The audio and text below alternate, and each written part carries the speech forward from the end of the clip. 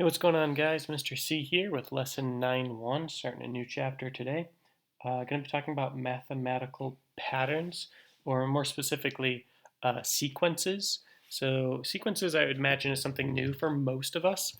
Basically, a sequence is just an ordered numbered list. So any kind of collection of numbers you could list as a sequence as long as these numbers are ordered in a certain manner. So for instance, here's how we would write sequences. So sequences, okay. Sequences are typically written with a variable a, and they have a subscript. So like we'd have a sub 1, this is one term of the sequence, a sub 2, a sub 3, a sub 4, a sub 5, and so on, really for any number, okay? Really for any number. So we could say a sub n minus 1. After that comes a sub n. After that comes a sub n, a sub n plus 1, a sub n plus 2, and so on. Okay, so basically this is a sequence. It's just a ordered list of terms. So term 1, term 2, term 3, term 4, term 5, and then some arbitrary numbers out here. Okay, we call them a sub 1, a sub 2, a sub 3, so term 1, term 2, term 3. Okay, this is basically what we mean by a sequence. Okay, so if I gave you an explicit formula like a sub n, okay, our term equals 3n minus 2. Okay, if I asked us to find the first 10 terms, okay, if I wanted to find the first n terms, well, a sub 1 would be 3 times 1 minus 2. This is kind of like how we did function notation, where it's like f of something. This is a sub n, and it's defined by an n here. Very similar. If you understand function notation, this should hopefully come pretty natural to you. So a sub 1 is 3 minus 2. A sub 1 is 1. That's the first term. A sub 2 is 3 times 2 minus 2, which is 6 minus 2 is 4. A sub 3 is 3 times 3 minus 2 is 9 minus 2 is 7. I'm hoping we could kind of pick up a pattern and not need to plug in n each time. So this is 3 times 4 minus 2 is 12 minus 2, which is 10. Hopefully you guys can recognize the pattern already. This is plus 3, plus 3, plus 3. So if I want to find the next terms, I could do, this is the first 4, so 13, 16, 19, 22, 25, and whoops, I wrote 22, 25, and 28. Okay, that'd be a sub 5, a sub 6, a sub 7, a sub 8, a sub 9, and a sub 10. Okay, so that'd be my first 10 terms of this sequence, a sub n equals 3n minus 2. Okay, so again, this is called, this here would be referred to as an explicit formula.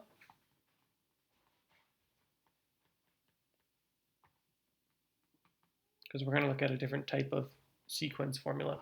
Reason being, this is an explicit formula is because a sub n, we can plug the number right in. So whatever term we want to find, like if I wanted to find a sub 100, okay, I could just plug in 100 here, and that would give me the 100th term of my sequence.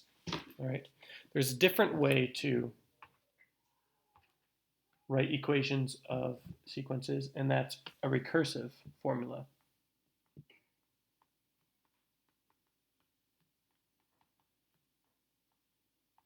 Okay, recursive formula.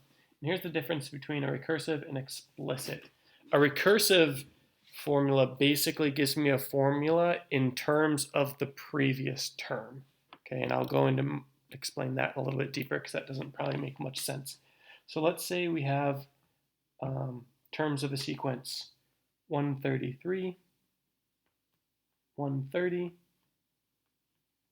127, 124, and so on. Okay? So you can kind of see they're going down by 3 each time, right? If we didn't want to define this explicitly, we wanted to define it instead recursively, this is what it would look like. Our term, whatever n is, our nth term is going to be the previous term, okay? This is how we write the previous term, a sub n minus 1, because it's 1 behind wherever we are for n at the moment, okay? So this represents the previous term, a sub n minus 1, okay? And then it's that minus 3. And this obviously only works for n being greater than 1. So basically you can't have like n is 0. Okay, we start with our first term. So this is how we would get our term. So basically, like if we want to find a sub 2, okay, this term is the previous one subtract 3. This term is the previous one subtract 3. Okay, this is what it means right here to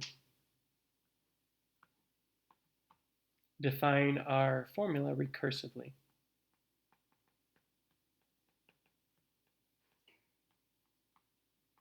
Okay, hope that's clear.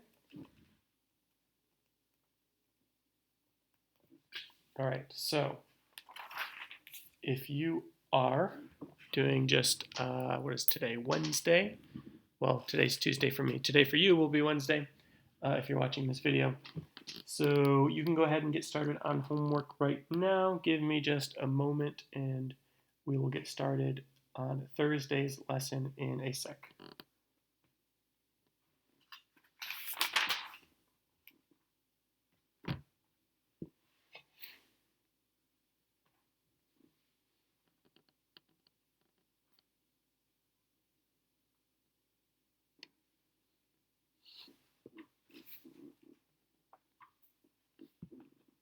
All right, so for Thursday, let's go ahead and take a look at this example.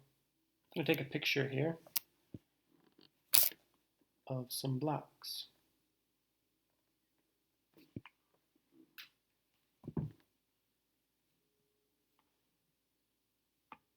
Okay.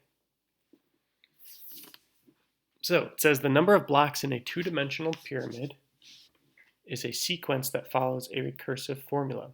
What is a recursive definition for the sequence? All right. So let's think. This is the first term. We have 1, then we have 3, then we have 3 plus 3. So let's see the number of blocks in each of these. We have 1 in the first term. There are 3 blocks in the second term. We have 1, 2, 3, 4, 5, 6. In the next term, we have 1, 2, 3, 4, 5, 6, 7, 8, 9, 10. In the fourth term, okay, this is going to be 1, 2, 3, 4, 5, 6, 7, 8, 9, 10, 11, 12, 13, 14, 15. And then finally, it's going to be 1, 2, 3, 4, 5, 6, 7, 8, 9, 10, 11, 12, 13, 14, 15, 16, 17, 18, 19, 20, 21 for, what is that, the sixth term? For the sixth term. Okay. So what is a recursive definition for the sequence? Or a recursive formula is basically what it's asking. So let's kind of think, is there a pattern going on here? Okay. This goes up by 2, but this goes up by 3, so it doesn't go up by the same each time. It actually goes up by 1 each time. The amount it goes up by 1, if that makes sense. So like from here to here is plus 2. 3 to 6 is plus 3. 6 to 10 is plus 4. 10 to 5, or 10 to 15, plus 5. And 15 to 21 is plus 6. Okay, so notice, again, the amount it goes up each time. So if we want to write a recursive formula, we could say your term is the previous term.